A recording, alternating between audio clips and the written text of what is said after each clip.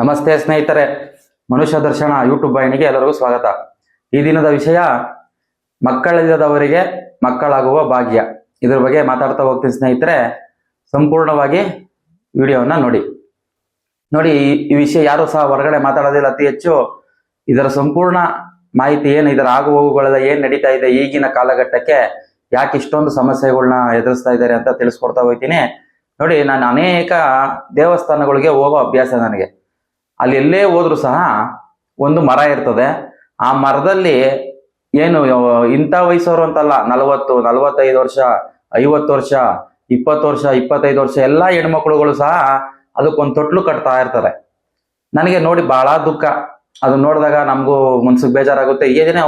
ಏನೋ ಚಿಕ್ಕ ಹುಡುಗರು ಅಂದ್ರೆ ಪರವಾಗಿಲ್ಲ, 40, 35 ವಯಸ್ಸು, 35 ಆದ್ರೂ ಕಟ್ತಾವ್ರಲ್ಲ ಅಂತ. ಎಲ್ಲಾನ ಹೋಗ್ಲಿ, ಯಾವ್ದಾನ ದೇವಸ್ಥಾನಕ್ಕೆ ಹೋಗ್ಲಿ ಕಟ್ತಾನೆ ಇರ್ತಾರೆ. ಅದರಲ್ಲೂ ಅನೇಕ ಈ ಸೋಷಿಯಲ್ ಮೀಡಿಯಾದಲ್ಲಿ ಹೇಳ್ತಾ ಇರ್ತಾರಲ್ವಾ, ಈ ದೇವಸ್ಥಾನದಲ್ಲೂ ಇದಾಯ್ತು, ಆ ದೇವಸ್ಥಾನದ ಅದಾಯ್ತು. ಆ ದೇವಸ್ಥಾನಗಳಂತೂ ಅತಿ ಹೆಚ್ಚು. ಅಲ್ಲೆಲ್ಲ ಹೋದ್ರೆ ಮತ್ತೆ ಅವರು 1000 ರೂಪಾಯಿ, 2000 ರೂಪಾಯಿ, ಹೋಮ ಕೂತ್ಕೊಳ್ರಿ, ಅವನು ಕೂತ್ಕೊಳ್ರಿ, ಆಮೇಲೆ ಅದನ್ನ ಮಾಡಿಸಿ, ಅಭಿಷೇಕ ಮಾಡಿಸ್ರಿ ಅಂತ ಮತ್ತೆ ಅಲ್ಲಿ 1000 ರೂಪಾಯಿ ಮತ್ತೆ ಖರ್ಚು ಮಾಡಿಸ್ತಾರೆ. ನೋಡಿ ಸ್ನೇಹಿತರೆ, ಇದನ್ನ ಚೆನ್ನಾಗಿ ಅರ್ಥ ಮಾಡ್ಕೊಬೇಕು. ಈ ಮಗು ಆಗ್ತಿಲ್ಲ ಅಂತಂದ್ರೆ, ಮಗು ಆಗೋದು ಅಂತಂದ್ರೆ ಇಬ್ರು ಕಾರಣಕರ್ತರಾಗಿರ್ತಾರೆ. ಯಾರು? ಈ ಹೆಣ್ಣು ಸಹ ಮುಖ್ಯ, ಮತ್ತೆ ಗಂಡು ಸಹ ಮುಖ್ಯ. ನೋಡಿ, ಈ ಗಂಡಸರು ಯಾವ್ದೇ ವ್ರತ ಮಾಡಲ್ಲ, ಬರೀ ಹೆಣ್ಮಕ್ಳು ಮಾತ್ರ ಬಂದಿರ್ತಾರಲ್ವ, ಒಬ್ರೆ ಸಿಂಗಲ್ ಆಗಿ ಬಂದಿರ್ತಾರ ಅತಿ ಹೆಚ್ಚು. ಇಲ್ಲ ಅವ್ರ ಆ ಹುಡುಗಿ ಏನಿರ್ತಾರೆ, ಅವ್ರ ತಾಯಿಯಂದ್ರು ಅಥವಾ ಅವ್ರ ಅಕ್ಕಂಗಿರೋ ಅಥವಾ ಅವ್ರ ಕುಟುಂಬದ ಅಕ್ಕಪಕ್ಕದವ್ರು ಕರ್ಕೊಂಬಂದ್ಬಿಟ್ಟಿರ್ತಾರೆ. ಇವರೆಲ್ಲೂ ಸಹ ಗಂಡಸರು ಹೋಗೋದೇ ಇಲ್ಲ. ಅಂದ್ರೆ ಇವ್ರು ಮಾತ್ರ ವ್ರತನ, ಇವ್ರು ಗಂಡಸರಿಗಿಲ್ವಾ? ಆಮೇಲಿಂದ ಎಲ್ಲೇ ಹಾಸ್ಪಿಟ್ಲ್ಗಳು ಹೋದ್ರು ಸಹ ಈ ಹೆಣ್ಮಕ್ಳು ಒಬ್ಬರೇ ಹೋಯ್ತಾ ಇರ್ತಾರೆ, ಇವ್ರು ಗಂಡಸರು ಹೋಗೋದೇ ಇಲ್ಲ. ಮರ್ಯಾದೆ ಪ್ರಶ್ನೆ ಅಲ್ವಾ? ಇಬ್ರದು ಕಾರಣಕರ್ತರಾಗಿರ್ತಾರೆ, ಇಬ್ರು ಹೋಗಿ ಚೆಕ್ ಮಾಡಿಸ್ಬೇಕು. ಇಬ್ರು ವ್ರತ ಮಾಡ್ರೆ ಇಬ್ರು ವ್ರತ ಮಾಡ್ಬೇಕು ಜೊತೆನಲ್ಲಿ. ಆಯ್ತು, ಎಲ್ಲೋ ಮಾಡೋದೋ ಮಟ್ಟದೋ ಬಿಟ್ಟು ಅಂತಂದ್ರೆ ಅಲ್ವಾ? ಇದೆಲ್ಲ ಮೂಢನಂಬಿಕೆಗಳೆಲ್ಲ ಬಿಟ್ಬಿಡ್ಬೇಕು. ಏನಂತಂದ್ರೆ ಭಗವಂತನ ಮೇಲೆ ಒಂದು ನಂಬಿಕೆ ಇಡಬೇಕು. ಅದಕ್ಕೆ ತೊಟ್ಲು ಕಟ್ರೆ ಮಗ ಆಯ್ತು, ಇನ್ನೊಂದಾಯ್ತು, ದೇವಸ್ಥಾನಕ್ಕೆ ಹೋದ್ರೆ ಆಯ್ತು, ಅದೆಲ್ಲ ಮುಖ್ಯ ಆಗೋದಿಲ್ಲ. ದೇಹದಲ್ಲಿರುವ ಆರೋಗ್ಯ ಮುಖ್ಯ ಆಗಿರ್ತದೆ. ಭಗವಂತ ಎಲ್ಲೇ ಇದ್ರು ಭಗವಂತ ನಮ್ಮನ್ನ ರಕ್ಷಣೆ ಮಾಡೇ ಮಾಡ್ತಾನೆ. ಅದರಲ್ಲಿ ಆ ದೇವಸ್ಥಾನಕ್ಕೆ ಹೋದ, ಈ ದೇವಸ್ಥಾನಕ್ಕೆ ಹೋದ ಅಂತ ಇಲ್ಲ. ಎಲ್ಲಾ ದೇವರು ಒಂದೇನೆ ಅಲ್ವಾ? ನಾವ್ ಇದನ್ನ ಈಗ ಚೆನ್ನಾಗಿ ಅರ್ಥ ಮಾಡ್ಕೊಬೇಕು. ಈಗ ತಿಳಿಸ್ಕೊಡ್ತಾ ಹೋಗ್ತೀನಿ. ನೋಡಿ, ಗಮನ ಇಟ್ಟು ನೋಡಿ. ದೇಹದ ಆರೋಗ್ಯ ಹೇಗಿತ್ತು ನಮ್ಮ ಹಿರಿಯರದು ಅಂದ್ರೆ 8 ಜನ 10 ಜನ ಮಕ್ಕಳಾಗೋರು, ಏನೂ ಇರ್ತಿರ್ಲಿಲ್ಲ. ಅವ್ರ ಭೂಮಿ ಚೆನ್ನಾಗಿತ್ತು, ಗಾಳಿ ಚೆನ್ನಾಗಿತ್ತು, ಅವ್ರು ಧರಿಸೋ ಬಟ್ಟೆ ಚೆನ್ನಾಗಿತ್ತು, ಅವ್ರ ಮನಸ್ಸು ಅತಿ ಹೆಚ್ಚು ಕಾಮ್ ಆಗಿತ್ತು. ಒತ್ತಡದ ಪರಿಸ್ಥಿತಿ ಇರ್ಲಿಲ್ಲ ಆಗಿನ ಕಾಲದಲ್ಲಿ ಅಲ್ವಾ? ಮನೆ ಮುಂದೆ ಒಳ್ಳೆ ಹಸುಗಳು, ಕರುಗಳು, ಮೇಕೆ ಎಲ್ಲ ನಾಟಿ ಕೋಳಿ ಎಲ್ಲ ನಾಟಿ ಅಂದ್ರೆ ಯಾವುದು ಮೆಡಿಸನ್ ಇಲ್ದೇ ಇರೋಂತ ಆಹಾರಗಳು ಸಿಗ್ತಾ ಇತ್ತು. ಹಾಲಿಂದ ಆಗಿರ್ಬೋದು, ಕೋಳಿ ಮಾಂಸದಿಂದ ಎಲ್ಲಾನು ಸಹ. ಈಗಿನ ಏನು ಒಂದು 30 ವರ್ಷ 20 ವರ್ಷ, ಈಗೇನು 90 ಮೇಲೆ ಹುಟ್ಟಿದ್ದಾರೆ ಮಕ್ಕಳು, 2000 ಈ ಆಸುಪಾಸಲ್ಲಿರೋ ಮಕ್ಕಳು 2000ನೇ ಇಸ್ವಿ ಮೇಲೆ ಅತಿ ಹೆಚ್ಚು ಏನು ಸಮಾಜದಲ್ಲಿ ಈ ಮೆಡಿಸನ್ಗಳು, ಈ ಎಲ್ಲ ಟ್ರೀಟ್ಮೆಂಟ್ಗಳು, ಮತ್ತೆ ಗಿಡಗಳಿಗೆ ಔಷಧಿ, ಈ ಏನು 6 ತಿಂಗಳಿಗೆ ಹುಟ್ಟೋ ಕೋಳಿ 3 ತಿಂಗಳಿಗೆ ನೋಡಿ. ಆಮೇಲಿಂದ ದೋಸೆ ಹಿಟ್ಟು ಸಹ ಈಗ ಏನು ಆನ್ಲೈನ್ ತರ್ಸ್ಕೊಂಡ್ಬಿಡ್ತೀವಿ.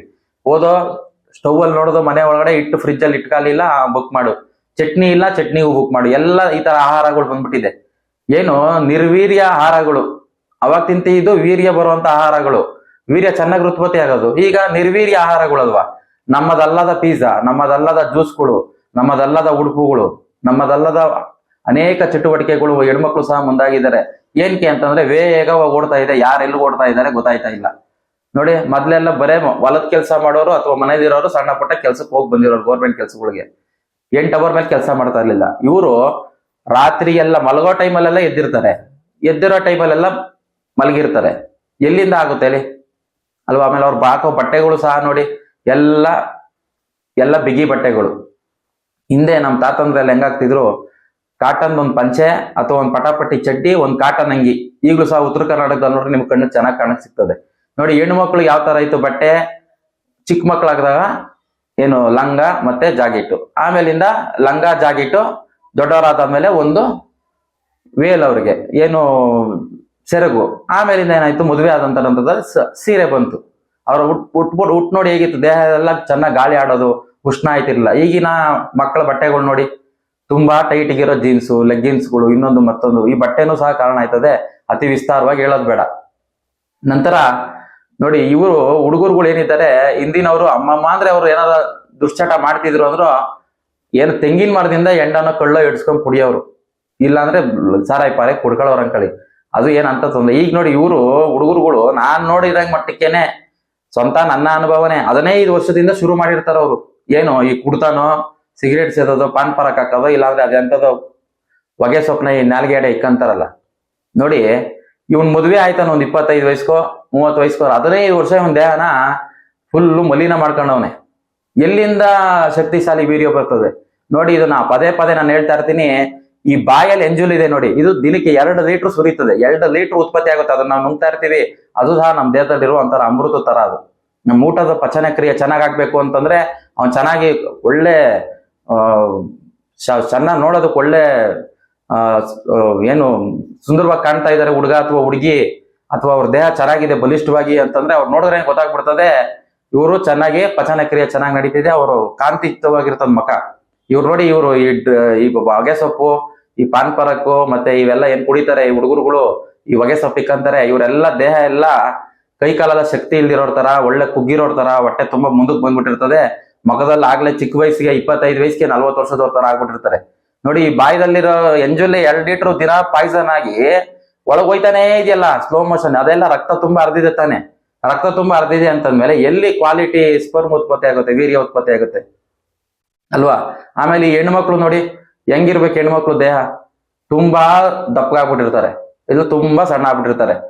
ಕೊತ್ತಂಬರಿ ಎತ್ತಿಕ್ಕೋದು, ಕರಿಬೇವು ಎತ್ತಿಕ್ಕೋದು, ಈರುಳ್ಳಿ ಎತ್ತಿಕ್ಕೋದು, ಯಾವ್ದೇ ತರಕಾರಿಗಳು ತಿಂದಿರ ಎತ್ತಿಕ್ಕೋದು, ಇದೆಲ್ಲ ಸಹ ಕಾರಣ ಆಯ್ತಾ ಇರ್ತದೆ. ತುಂಬಾ ನಮ್ಮ ಹಿರಿಯರುಗಳು ಏನ್ ಪಾಲನೆ ಮಾಡಿದ್ರೆ ಅದನ್ನ ಪಾಲನೆ ಮಾಡ್ಬೇಕು ನೋಡಿ. ಇದರಲ್ಲಿ ನಾನು ತುಂಬಾ ಪ್ರಮುಖವಾಗಿ ಹೇಳ್ತೀನಿ, ನಮ್ಮ ಏನ್ ಹೆಣ್ಮಕ್ಳು ಇದಾರೆ ಇವ್ರಿಗೆ ತುಂಬಾ ಅವಮಾನ ನಡೀತಾ ಇರ್ತದೆ. ಗಂಡಸರು ಬಿಡಿ ಆಚೆ ಕಡೆ ಹೋದ್ರೆ ಗೊತ್ತಾಗಲ್ಲ. ಹೆಣ್ಮಕ್ಳು ಇಲ್ಲೇ ಫಂಕ್ಷನ್ ಹೋಗ್ಲಿ, ಇನ್ನೊಂದ್ ಕಡೆ ಹೋಗ್ಲಿ, ಅಥವಾ ಎಲ್ಲಾರ ಹೋಗ್ಲಿ, ಮದುವೆ ಆಗಿದೆ ಅಂತಂದ್ರೆ 1 ವರ್ಷ ಸುಮ್ನಿರ್ತಾರೆ, ಯಾರು ಏನು ಮಾತಾಡಕ್ ಹೋಗಲ್ಲ. 1 ವರ್ಷ ಕಳೀತು ಅಂತ ಅನ್ಕೊಳ್ಳಿ, ಇವ್ರಿಗೆ ಅನ್ನಬಾರ್ದಂತಾರೆ, ಮಾನಸಿಕವಾಗಿ ಚಿತ್ರಹಿಂಸೆ ಕೊಟ್ಟಿ ಅವ್ರನ್ನ ಬರ್ಬಾದ್ ಮಾಡ್ಬಿಡ್ತಾರೆ ಅಕ್ಕಪಕ್ಕದಲ್ಲಿರೋ ಸಮಾಜದಲ್ಲಿರೋರು. ಇಲ್ಲ ಫಂಕ್ಷನ್ ಹೋದ್ರೆ ಕೈಯಲ್ಲಿ ನೋಡ್ತಾ ಇರ್ತಾನೆ, ಏನಮ್ಮ ಇನ್ನ ಮಗು ಇಲ್ಲ, ಇಲ್ಲಮ್ಮ ಮಗು ಇಲ್ಲ, ಇನ್ನಮ್ಮ ಮಗು ಇಲ್ಲ ಅನ್ನೋದು. ಆಮೇಲಿಂದ ಮನೇಲಿರೋ ಹಿರಿಯರು ಸಹ ಅತ್ತೆ ಮಾವದಿರು ಇರ್ತಾರೆ, ಅವರು ಸಹ ಚುಚ್ಚು ಮಾತಾಡೋದು ಎಲ್ಲ ಇವ್ರಿಗೇನೆ. ಪಾಪ ಹೆಣ್ಮಕ್ಳಿಗೇನೆ ಶೋಷಣೆ ಒಳಪಡಿಸೋದು. ಅವಾಗಿಂದ ಇವಾಗವರ್ಗುನು ಬಲಿಡ್ಡ ಈ ಸಮಾಜ ಏನಿದೆ ಹೆಣ್ಮಕ್ಳನ್ನ ದೂಷಿಸ್ಕೊಂಡೇ ಬಂದಿದೆ. ಎಲ್ಲಾದ್ರಲ್ಲೂ ಈ ತಪ್ಪು ಹೆಣ್ಮಕ್ಳ ಮೇಲೆ ಹಾಕ್ಬಿಡ್ತಾರೆ. ಇದೆಲ್ಲ 100% ಸುಳ್ಳು. ಆ ಹೆಣ್ಮಕ್ಳದೇನು ಇರಲ್ಲ, ಅವ್ರು ತಿಂಗಳ ಕರೆಕ್ಟ್ ಆಗಿ ಮುಟ್ಟಾಯ್ತಾ ಇದಾರೆ ಅಂತಂದ್ರೆ ಅವ್ರು ಚೆನ್ನಾಗಿ ಆರೋಗ್ಯವಾಗಿದ್ದಾರೆ ಅಂತಾನೆ ಅರ್ಥ. ಆದ್ರೆ ಇವ್ನ್ ನೋಡ್ರಿ, ಈ ಹುಡುಗನ್ ಕರ್ಕೊಂಡೋಗಿ ಚೆಕ್ ಮಾಡಿಸ್ರಿ, ಅವನಿಗೂ ಹೋಗಿ ಚೆಕ್ ಮಾಡಿಸ್ರಿ, ಅದೇನೇನೆಲ್ಲ ಮೆಡಿಕಲ್ ಇದೆಲ್ಲ ಇದೆ ಟೆಸ್ಟ್ ಮಾಡೋದೆಲ್ಲ ಟೆಸ್ಟ್ ಮಾಡಿಸಿ ಗೊತ್ತಾಗುತ್ತೆ ಅಲ್ವಾ. ಅದನ್ನ ಬಿಟ್ಬಿಟ್ಟು ಬರೇ ಈ ಹೆಣ್ಮಕ್ಳ ಮೇಲೆ ಬೈತಾ ಇದ್ರೆ ಯಾರು ಹೊಣೆ? ಅವ್ರು ತುಂಬಾ ಬಲಹೀನರಾಗಿರ್ತಾರೆ, ಯಾರು ಜವಾಬ್ ಕೊಡಂಗಿಲ್ಲ. ಜವಾಬ್ ಕೊಟ್ರು ಅದಕ್ಕೆ ಬೇರೆ ಕಾರಣ, ಏನಿದ್ರು ಜವಾಬ್ ಕೊಡ್ತಾಳೆ ಇವಳು ಅಂತಂದ್ಬಿಟ್ಟು. ಇದೆಲ್ಲ ಸುಳ್ಳು. ಇವ್ರನ್ನ ಕರ್ಕೊಂಡು ಚೆಕ್ ಮಾಡಿಸ್ರಿ ಫಸ್ಟ್, ಇವ್ರಿಗೆ ಗೊತ್ತಾಯ್ತದೆ. ಏನು ಇಲ್ಲ ಅಂತಂದ್ರೆ ಒಳ್ಳೆ ಆರೋಗ್ಯಕರವಾದ ಡಾಕ್ಟರ್ ನೋಡ್ರಿ, ಡಾಕ್ಟರ್ ತಿಳಿಸ್ಕೊಟ್ಟಂಗೆ ಮೆಡಿಸನ್ ತಗಟ್ಟೆ ಸರೋಯ್ತದೆ. ಇಲ್ಲ ಇವನ್ ಇದೆಲ್ಲ ಮಾಡ್ತಾನೆ ನೋಡಿ, ಇದನ್ನೆಲ್ಲ ಮಾಡ್ತಾ ಇದ್ದೀರಾ ಅಂತ ಅನ್ಕೊಳ್ಳಿ ಯುವಕರು ನೀವು, ನಿಮ್ಗೆ ಎಂದಿಗೂ ಆಗೋದಿಲ್ಲ. ಮಗು ಎಲ್ಲಿಂದ ಆಗುತ್ತೆ? ನಿಮ್ ದೇಹ ಎಲ್ಲ ಪಾಯ್ಸನ್ ಆಗ್ಬಿಟ್ಟಿದ್ಯಲ್ಲ. ಅದಕ್ಕೆ ನಮ್ಮ ಹಿರಿಯರುಗಳು 48 ದಿನ ವ್ರತ ಮಾಡ್ರಿ, 38 ದಿನ 3 ತಿಂಗಳು ವ್ರತ ಮಾಡಿ ಅನ್ಬೇಕು. ನೀವೇನ್ ಇವತ್ತು ಗೊತ್ತೈತೆ ನಿಮ್ ದೇಹದಿಂದ ವೀರ್ಯ, ಅದು 3 ತಿಂಗಳಿಂದ ಶೇಖರಣೆ ಆಗಿರೋದು. ಏನು ಇದೆಲ್ಲ ಡಾಕ್ಟರ್ಗಳು ಹೇಳ್ತಾರೆ, ಆಯುರ್ವೇದ ಸಹ ಹೇಳ್ತದೆ. ನೀವು ಅದನ್ನೆಲ್ಲ ತಿಳ್ಕೊಬೇಕು, ಅಧ್ಯಯನ ನಡೆಸಬೇಕು. ಏನ್ ಕಾಯ್ತಲ್ಲ ಕಾರಣ ನೋಡ್ಬೇಕು. 1 ವರ್ಷ 2 ವರ್ಷ ಓಕೆ, ಆಗ್ತಿಲ್ಲ ಅಂದ್ರೆ ನನ್ನಲ್ಲಿ ಏನೋ ದೋಷ ಇದೆ ಅಂತ ಕಂಡುಕೊಂಡು ಅದಕ್ಕಾದಂತ ಚಿಕಿತ್ಸೆ ಕೊಡುವಂತ ಜಾಗಗಳಲ್ಲಿ ಹೋಗಿ ಚಿಕಿತ್ಸೆ ತಗೊಳ್ಬೇಕು ನೋಡಿ. ಇಂಗ್ಲಿಷ್ ಮೆಡಿಸನ್ ನಾನು ಎಂದಿಗೂ ಒಪ್ಪೋದಿಲ್ಲ. ಏನಕ್ಕೆ ಅಂತಂದ್ರೆ 2.5 ಲಕ್ಷ 3 ಲಕ್ಷ IVF ಸೆಂಟ್ರು 1-2 ಇರೋದು ಬಿಡಿ ಬೆಂಗಳೂರಿಗೆ, ಇವತ್ತು ಏರಿಯಾದಲ್ಲಿ 1-2 ಶುರು ಆಗ್ಬಿಟ್ಟಿದೆ ನೋಡಿ. ನಮ್ಮ ಆರೋಗ್ಯದ ಕುಸಿತ ಜನರದ್ದು ಏನಾಯ್ತಾ ಇದೆ, ತುಂಬಾ ಕುಗ್ತಾ ಇದೆ. ದಿನ ಮನುಷ್ಯರು ನಾವು ಬದುಕಲೇಬಾರ್ದು ಅನ್ನೋ ಪರಿಸ್ಥಿತಿ ಬಂದಿದೀವಿ, ಆರೋಗ್ಯ ಕೆಡಿಸ್ಕೊಂಡು ಮನೆಯಲ್ಲಿ. ಆದ್ರೆ ನೋಡಿ ಅದೆಲ್ಲ ಆಯುರ್ವೇದ ಏನು ಮೆಡಿಸನ್ ಮಾಡೋ ಸೆಂಟರ್ಗಳು, ಅವರು ಮೆಡಿಸನ್ ಮಾಫಿಯಾ ಮತ್ತೆ ಅವ್ರ ಮೆಡಿಕಲ್ ಕಂಪ್ನಿ ಹಾಸ್ಪಿಟ್ಲ್ ಅವರೆಲ್ಲ ಚೆನ್ನಾಗಿ ಅಭಿವೃದ್ಧಿ ಆಯ್ತವ್ರೆ.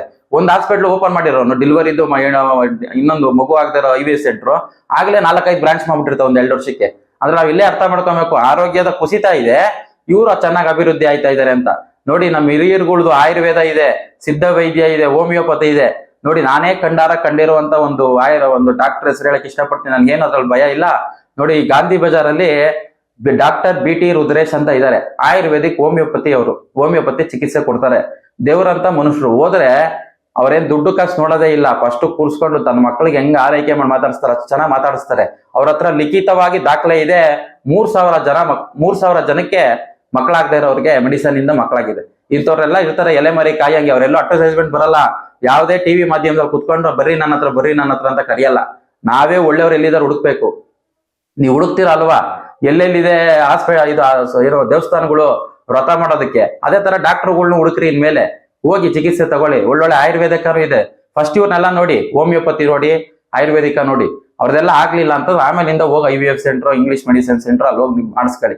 ನೋಡಿ ಅದ್ರಲ್ಲೂ ಲೋನ್ ಕೊಡ್ತಾರೆ. ಎಂತ ದುರಂತ ನೋಡಿ, ಲೋನ್ ಕೊಡ್ತಾರೆ.